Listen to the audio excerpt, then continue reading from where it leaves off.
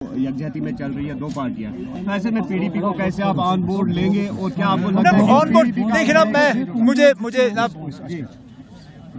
India alliance में हम एक साथ थे, स्टेज पे एक साथ थे, तो इसमें सवाल उठाने का क्या है ना। हम स्टेज पे एक साथ थे, इंडिया अलायंस को तोड़ने का काम तो किसी ने नहीं किया।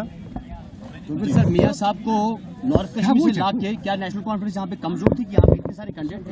नेशनल नॉर्थ कश्मीर से कहाँ लाया हमने? मियां साहब यहीं के हैं, सेंट्रल कश्मीर से लाया ना सर। मियां साहब इतने ही यहाँ के हैं जितने वो राजौरी पूंछ के हैं, जितने बाकी कश्मीर के इलाकों से हैं ना। अगर हमारे प्रधानमंत्री जो हैं वो गुजरात से उठ के यूपी में इलेक्शन लड़ सकते हैं, उस पर आपके चैनलों को कोई एतराज नहीं होता। साउथ इंडिया से लोग आके नॉर्थ इंडिया से राज्यसभा की टिकट पे आ जाते हैं, उस पे आपकी चैनलों को एतराज नहीं होता। मियां साहब कश्मीर की वादी के सीट पे इलेक्शन लड़ते हैं और उस पे आप लोग सवालिया निशान पैदा करते हो। क्या मियां साहब को राजौरी पुंछ अनंतनाग से इलेक्शन लड़ने का कोई अधिकार नहीं है? देखिए ना, सुनिए ना, मैंने कोई छुपी हुई बात आपके सामने नहीं की। ये सुप्रीम कोर्ट के फैसले के बाद ये सारी जानकारी आपके सामने है। अब अगर मीडिया वाले सवाल ना करें हुकूमत से, तो फिर हमारी जिम्मेदारी बनती है ना सवाल करने की। हम तो सीधा सिर्फ सवाल यही कर रहे हैं कि जो प्रोजेक्ट यहाँ बनाने वाले कंपनियां हैं, रतलाए हो, जुजीला टनल हो, उन्होंने किस बुनियाद पे जो इलेक्ट्रल बॉन्ड्स लेने का काम किया, बस। बाकी जो मतलब इलेक्शन में आपने कहा कि इस तरह की तकरीरें क्यों हो रही हैं जनाब, इस तरह की तकरीर अगर इलेक्शन में नहीं होगी तो कब होगी ना? And who are the A team, B team, C team? Just to elaborate, sir, today. सुनिए ना, अगर आपको ये नहीं मालूम तो फिर किसको मालूम होगा? जो लोग दिल्ली जाके वहां से ऑर्डर हासिल करते हैं, जो दिल्ली के इशारों पे एक स्टेज पे आते हैं, जो जाती तौर एक दूसरे को पसंद नहीं करते लेकिन एक दूसरे को आज इलेक्शन में जितवाने की कोशिश कर रहे हैं, वही लोग हैं ना, वही लोग हैं। एक एक करिए ना। केजरीवाल को जो है जेल भेज दिया गया, उस पर आपकी रिएक्शन?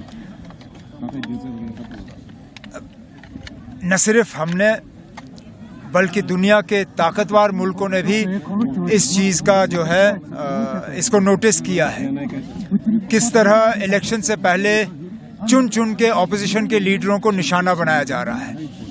केजरीवाल साहब अब दूसरे चीफ मिनिस्टर हैं जिनको हाल ही में गिरफ्तार किया है, और ये इनका गिरफ्तार होना और एजेंसियों को इस तरह इस्तेमाल करना, ये इस मुल्क की जमहूरियत के लिए जो है एक बहुत खतरनाक सूरत हाल है, और मुल्क को जो है बहुत आगे तक इसका खमियाजा भुगतना पड़ेगा।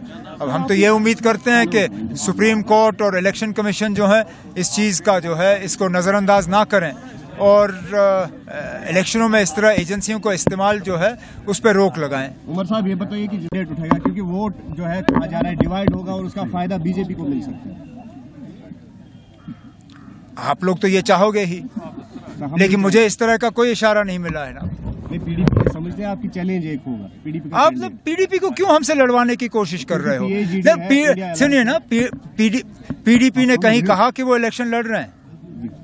क्या पीडीपी ने कहीं से ऐलान किया है कि वो इलेक्शन लड़ रहे हैं? ये आप लोग हवा दे रहे हो इस चीज को। मैंने तो कम से कम जो मैंने महबूबा जी की तकरीर सुनी दिल्ली में परसों, उन्होंने कहा कि फारूक साहब और हम एक साथ हैं और हम इंडिया अलायंस को नहीं तोड़ेंगे। जब महबूबा जी ने दिल्ली में ये तकरीर की और ये बात की, तो आप लोग क्यों खामखा यहाँ हमें लड़वाने की कोशिश कर रहे हो? मुझे मालूम है आप लोग अपने चैनल चलाने की कोशिश करते हो, लेकिन मेहरबानी करके अपने चैनल चला के आप लोग ए टीम, बी टीम, सी टीम को नंगा करिए। आप लोग हमें क्यों लड़वा रहे हो? आप उमर साहब 370 की आपने बात की, गृह मंत्री ने राजस्थान में कहा कि एक ब्लंडर हुई है, जवाहरलाल नेहरू से एक ब्लंडर हुई है। गृह मंत्री का कहना है राजस्थान में उन्होंने बयान दिया है।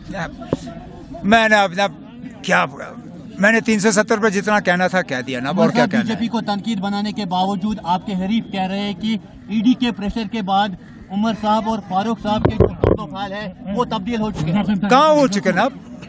मुझे ये बताइए ना, अब हमारी तकरीरों में कौन सा फर्क आया है? उनका कहना है कि फैसले बदल गए। कौन से फैसले बदले? मुझे बताइए कौन सा फैसला बदला? सीट शेयरिंग का फैसला कहाँ था सीट शेयरिंग का? देखिए ना, अब हमने किस फॉर्मूला के तहत सीट शेयरिंग की, आप बताइए। हमारा फॉर्मूला क्या था? वही था जो डीडीसी में हमने फॉर्मूला इख्तियार किया। क्या डीडीसी में हमने ये तय नहीं किया कि जिसकी जो सीटें हैं वो वहीं पे फैसला करेंगे? डीडीसी का फैसला जो है वो असेंबली के नतीजों पे हुआ या नहीं हुआ? उस वक्त जहां पे भी 2014 के असेंबली इलेक्शनों में पीडीपी की कामयाबी हुई, हमने वहां पे उनको डीडीसी के जो है कैंडिडेट चुनने का मौका दिया। जहां पे नेशनल कॉन्फ्रेंस कामयाब हुई वहां नेशनल कॉन्फ्रेंस का उम्मीदवार बना। जहां पे उस वक्त पीसी वाले हमारे साथ थे, जहां पे पीसी का कैंडिडेट जीता उन्होंने अपना उम्मीदवार चुना। हमने वही फॉर्मूला यहाँ इख्तियार किया। इसमें ईडी का कहां से आता है ना? फॉर्मूला वही था।